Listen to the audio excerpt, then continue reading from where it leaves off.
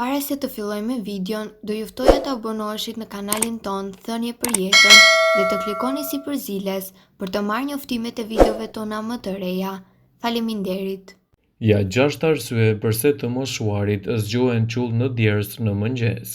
Le ta pranojmë që nga gjërat më të këqija që u ndodh njerëzve është zgjimi në mes të natës, qull në djersë dhe një gjendje pare atije. Sipas fondacionit Sleep, 41% e njerëzve përjetojnë në këtë lloj djersitje gjatë natës dhe një studim i publikuar në Journal of American Board and Family Medicine rendit disa nga motivet kryesore pse ndodh kjo. Sherry Ross, mjeke obstort ginekologe, thotë se nga afshat e nxehta të ndryshimeve hormonale, ja çfarë ndikon në këtë gjendje. Përse ju zgjoheni të djersitur dhe çfarë duhet të bëni për t'i lehtësuar këto shqetësime? Një nga arsyet kryesore pse ndiheni edhe qull në djersë sapo zgjoheni në mëngjes mund të jetë për shkak të afshave të nxehta. Gjendja më e zakonshme, sidomos që u ndodh grave gjatë ciklit menstrual, ditën ose natën, është pikërisht djersitja. Çdo ndryshim hormonal shkakton ulje të konsiderueshme të estrogjenit që ndikon në hipotalamus, gjëndra që kontrollon temperaturën e trupit, si tonë Ross. Një çekuilibër hormonal gjithashtu mund të jetë shkak i djersitjeve tuaja. Hipertiroidizmi dhe sëmundjet të veshkave, të cilat ndodhin kur trupi nuk prodhon mjaftueshëm kortizol, mund të jetë një faktor që ndikon në djersitjen gjatë natës. Çekuilibrat hormonal mund të jenë arsyet kryesore gjithashtu edhe të djersitjeve të tepërta, të cilat ju shqetësojnë edhe gjumin. Sheqeri i ulët në gjak mund të jetë një arsye. Sheqeri i ulët ose hipoglicemia mund të jetë një tjetër shkaktar i djersitjes, sidomos te njerëzit me diabet. Sheqeri në gjak mund të bjerët teksa jeni në gjumë, duke shkaktuar lodhje, dhimbje koke dhe çarçaf të lagur nga djersa. Marrja e ilaçeve të caktuara mund të ketë efekt anësor djersitje në gjumë. Disa ilaçe, sidomos ato kundër depresionit, mund të çojnë në një gjendje djersitje gjatë natës, sipas Mayo Clinic.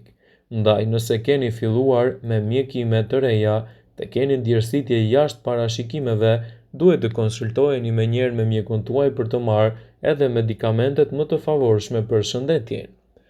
Vuajtja nga infeksionet të caktuara mund të shkaktojë djersitje gjatë gjumit. Në disa raste, djersitja e natës mund të jetë shenjë e infeksioneve, përfshirë këtu ato bakteriale që gjenden edhe në lidhje me sistemin nervor ose gjëndrat e trupit që prodhojnë hormone, sidomos sistemi endokrin. Një problem i caktuar shëndetësor mund të jetë arsye e djersitjeve tuaja të shpeshta. Djersitja gjatë natës mund të shkaktohet edhe nga sëmundje serioze mjekësore. Këto sëmundje të tilla, siç rregullimet autoimune si artriti reumatoid, lloje të caktuara të problemeve dhe çrregullime të ankthit dhe depresionit dhe sëmundje të zemrës, hipertiroidizmi gjithashtu, mund të jenë shkaqe të tepërta të djersitjes suaj. Nëse zgjoheni të djersitur gjatë natës dhe nuk e dini shkakun, atëherë duhet të bëni një konsult me mjekun përkatës, pasi djersitja mund të jetë gjithashtu një çrregullim i theksuar ose problem shëndetësor. Përvoja e djersitjes gjatë natës është e njohur për shumë gra, veçanërisht ato që i ofrohen edhe arritjes së menopauzës. Por çfarë është djersitja e natës? Termi djersitje nate i referohet rritjes së papritur të temperaturës së trupit gjatë gjumit, shpesh të shoqëruar me djersitje të fytyrës dhe pjesëve të sipërme të trupit. Këto djersitje mund të zgjasin nga disa minuta deri në disa orë dhe të pasohen gjithashtu me ndjenja të ftohtit pasi temperaturat kthehen në nivele normale. Djersitja e natës mund të shkaktojë shumë faktorë të ndryshëm, duke përfshirë ndryshimet hormonale. Djersitja e natës mund të jetë e zakonshme gjatë tranzicionit të menopauzës, pasi ndryshimet hormonale mund të ndikojnë në termonologjinë e trupit. Mjekimi. Disa medikamente të tilla si antidepresantët dhe neuropeptikët mund të shkaktojnë djersitje gjatë natës si një efekt anësor.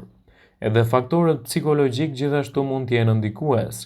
Ankthi dhe stresi mund të ndikojnë në rregullimin e temperaturës së trupit. Ndryshimet e orare të gjumit mund të jetë gjithashtu një faktor tjetër. Ankthi dhe stresi mund të ndikojnë gjithashtu në rregullimin e temperaturës së trupit. Ndryshimet në orare të gjumit mund të jenë gjithashtu më të menaxhueshëm për të evituar këto shqetësime. Rregulloni temperaturën e dhomës për të evituar djersitjen. Siguroni që ajo të jetë ideale për të fjetur duke kufizuar numrin e jorganëve në shtrat dhe duke zgjedhur rroba të lehta për gjumin e mirë. Shmangni alkoolin dhe ushqimet pikante. Shmangni pirjen e alkoolit para gjumit dhe ushqimet pikante që mund të ndikojnë në termorregullimin e trupit. Gjithashtu merrni teknika relaksimi të cilat ju ndihmojnë në përmirësimin e gjumit tuaj. Aplikoni teknika të tilla si yoga ose ushtrimet e frymëmarrjes, pasi gjumi do të reduktoj ankthin dhe stresin. Nëse djersitjet e natës janë të shpeshta ose ju shkaktojnë shqetësime, është e rëndësishme të konsultoheni me një mjek për të vlerësuar më tej edhe mundësinë e trajtimit të këtyre problemeve. Edhe në dimër ndodh që të zgjoheni plot të djersitje, me një kokë të lagur dhe një astëk të lagur. A është djersa gjatë natës një shenjë ndonjë çrregullimi të veçantë? Çfarë mund të bëni për ta ulur atë? A është djersitja e natës e zakonshme? Sipas një studimi të publikuar në The Journal of Family Practice, drejtuesit që zgjohen gjithashtu me djersitje të natës janë shumë të zakonshëm. Nga 2667 persona të testuar, 41% raportonin se ata kanë qenë në muajt e fundit me një llogaritje të lartë të përqindjes për të pasur djersitje gjatë natës, sidomos te njerëzit që nuk e raportojnë problemin. Është një fakt normal që është pjesë e djersitjeve të përditshme, shpjegon profesor Antonio Di Pietro, drejtori shkencor i Institutit të Milanos të dermatologjisë. Një djersitje vazhdimisht edhe në qoftë se nuk e vëreni atë, trupi djersin nga termorregullimi për të ruajtur lagështinë e lëkurës, ndaj thatësisë dhe për të transmetuar fenomenin gjithashtu edhe në shëndetin tuaj. Ekzistojnë 3 lloje të djersës: klasi i ngjyrës dhe paer i lidhur me termorregullimin, me ngjyrë që njollos rrobat dhe e cila lëshon e treta erë të keqe. Por a ka dallime midis grave dhe burrave? Drejt menopauzës ka një prodhim të ndryshëm të hormoneve të caktuara, që mund të stimulojnë gjëndra dhe të shkaktojnë gjithashtu nxehtësi. Djersitje intensive që zgjohen gjithashtu disa minuta, por edhe në mënyrë intensive, thonë ekspertët, mund të krijojnë shqetësime në trupin tuaj. I vetmi ndryshimi i vërtet në krahasim me meshkuj në përgjithësi është periudha para menopauzës ose gjatë menopauzës me ndryshimet hormonale relative. Disa njerëz djersiten më shumë në nivelin e kokës, si është edhe një problem i theksuar, thjesht sepse koka mund të jetë e mbështetur në një astëk, materiali i cilit nuk ajroset dhe kjo krijon gjithashtu shqetësime. Por çfarë është hiperhidrosis?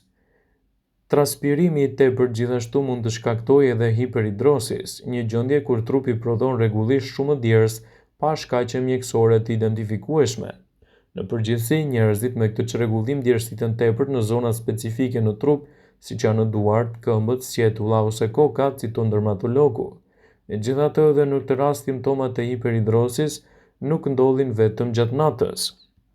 Roli i stresit është faktori kyç i djersitjeve tuaja të tepërta.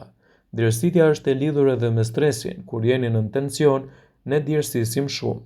Kjo varet nga fakti që rritet prodhimi i kortizolit dhe adrenalinës, substancat që stimulojnë gjendjen e djersës, që vën në dukje edhe shqetësimin tuaj. Ilaçet antidepresive gjithashtu mund të jenë ndikuese. Ilaçet janë një tjetër shkak i madh i djersitjeve gjatë natës. Deri në 22% të njerëzve që marrin ilaçe kundër depresionit përjetojnë ndryshime të forta të termorregullimit. Diabeti gjithashtu mund të jetë një arsye. Nivelet e ulta të sheqerit në gjak mund të çojnë në djersitje. Njerëzit që marrin insulinë ose antibiotik oral mund të kenë hipogliceminë gjatë natës që shoqërohet me djers. Diabetikët shpesh vërejnë se kanë marrë edhe një shumë të madhe të insulinës dhe fillojnë të djersiten, citoi eksperti.